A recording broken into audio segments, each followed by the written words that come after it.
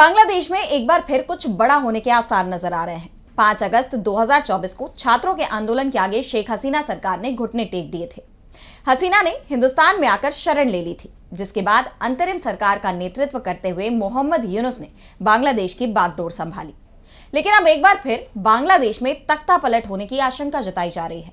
इस बार सेना ने सरकार के खिलाफ मोर्चा खोल दिया। बांग्लादेश के आर्मी चीफ जनरल वाकर उज्जमान ने यूनुस सरकार को साफ चेतावनी दे दी है। उन्होंने कहा कि अगर आप अपने मतभेदों को भुलाकर साथ मिलकर काम नहीं करते हैं, एक दूसरे पर आरोप लगाते हैं, तो देश की स्वतंत्रता और संप्रभुता खतरे में पड़ जाएगी। मैं आज आपको बता रहा हूं, बाद में ये मत कहना कि मैंने आगाह नहीं किया।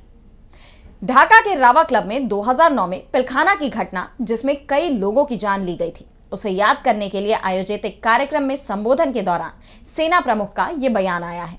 इससे पहले भी सेना प्रमुख ने कहा था कि जब तक बांग्लादेश में चुनी हुई सरकार नहीं आ जाती, तब तक सेना ही देश की कानून व्यवस्था को देखेगी। उनके इस बयान को मोहम्मद यूनुस की कुर्सी के लिए खतरे के तौर पर देखा गया था। दरअसल बांग्लादेश में जब से शेख हसीना की सरकार गई है, उसके बाद से ही हिंसा की कई घटनाएं देखी गई। बांग्लादेश मोहम्मद यूनुस के शासन में अपराध की चपेट में आ गया है।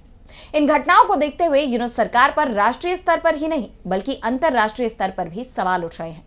ऐसे में सबकी उम्मीदें सेना से ही हैं कि इन घटनाओं पर रोकथाम सेना ही लगा सकती है। और आपको बता दें कि बांग्लादेश में तख्ता पलट का इतिहास पुराना है। 15 अगस्त 1975 को बांग्लादेश के संस्थापक शेख मुजीबुर रहमान की जान लेने के बाद पहली बार बांग्लादेश में तख्ता पलट हुआ था, और तब भी सेना ने ही देश की बागडोर संभाली थी। और अब जिस तरह से बीते कुछ दिनों से आर्मी चीफ की देशभक्ति झलक रही है, उसे देखते हुए ये कयास लगाए जा रहे हैं कि जल्दी ही बांग्लादेश में एक बार फिर तख्ता पलट हो सकता है। ऐसे में यूनुस सरकार की चिंता बढ़ गई है। देश में मोहम्मद यूनुस के खिलाफ माहौल बनता नजर आ रहा है। बीते दिन बांग्लादेश में छात्र आंदोलन की अगुवाई कर रहे स्टूडेंट लीडर नाहिद इस्लाम ने मोहम्मद यूनुस की अंतरिम सरकार से इस्तीफा दे दिया। वो यूनुस कैबिनेट में सूचना सलाहकार के पद पर तैनात थे।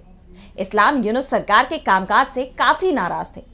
खबर तो यह भी आ रही है कि छात्र अपनी नई पार्टी बनाने की तैयारी में हैं। यानी जिन छात्रों ने मोहम्मद यूनुस को कुर्सी पर बैठाया, अब वो अपने रास्ते अलग कर रहे हैं। साफ है, मोहम्मद यूनुस का समर्थन पूरी तरह से गिर चुका है। अब ऐसे में वो इस कुर्सी पर कब तक काबिज रहते हैं, ये देखने वाली बात होगी।